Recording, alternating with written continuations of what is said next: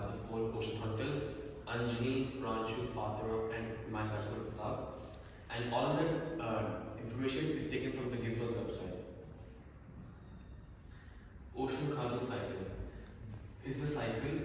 It's found in a very sustainable environment which has four carbon molecules: carbon dioxide, carbonic acid, bicarbonate, and carbonate.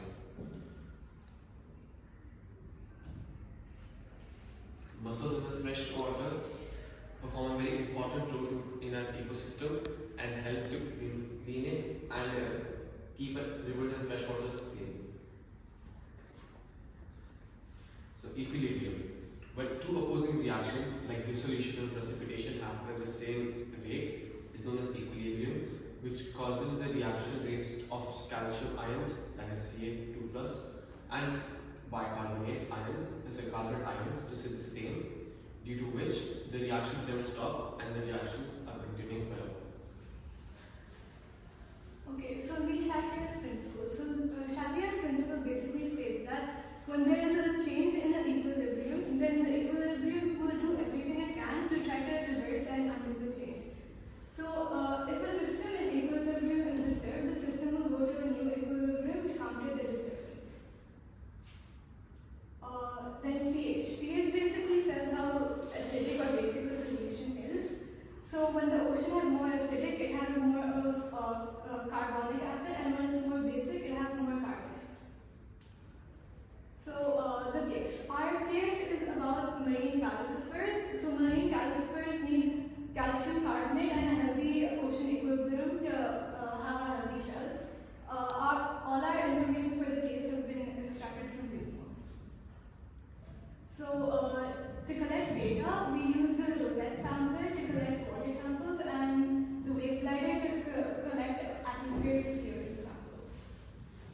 And data analysis, we found that DIC has increased over time, pressured carbon dioxide has increased over time, and calcium has stayed the same. Data interflation.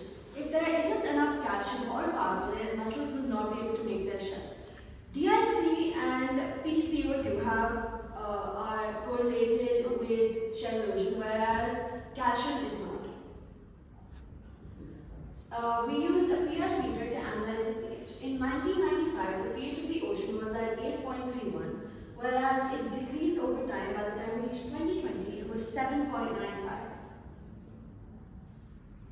Our hypothesis was that adding CO3 will reduce mussel shell erosion as it will increase the pH levels of the ocean, which seem to be the root cause of the problem. Also, that adding CO3 will be the most effective, followed by adding calcium, and finally lowering CO2 being the least effective.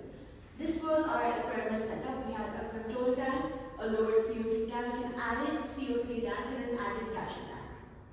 We conducted this experiment over 4 weeks and noted out the observation every week.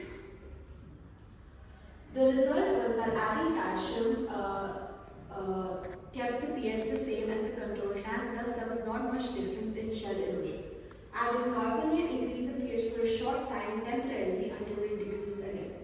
Lowering carbon dioxide decreased the H2CO3, which resulted in higher pH.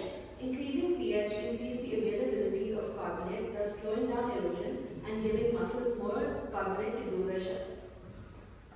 So this is the case summary. The problem was that increased acidity of the ocean was causing mussel shells to erode. The equilibrium, only increasing the pH of the ocean is not enough to obtain ocean equilibrium, as still there will be too much carbon dioxide reacting with the water to form H2CO3, leading to more H-positive ions being produced, making the water more acidic. Then the prediction.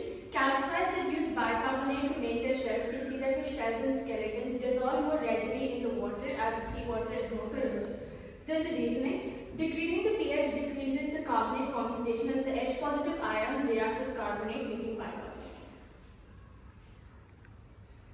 So this was the global impact, and this observation table was recorded from Gizmos. So from this we can infer, as carbon dioxide in the atmosphere increases, the acidity of the ocean increases, meaning the pH goes down, and the carbon dioxide in the atmosphere has increased as we burn more fossil fuel for energy. Now the chemical equilibrium of the entire planet is changing, and it has made the ocean more acidic than it used to be, and this is killing coral reefs and many ocean marine life in the ocean.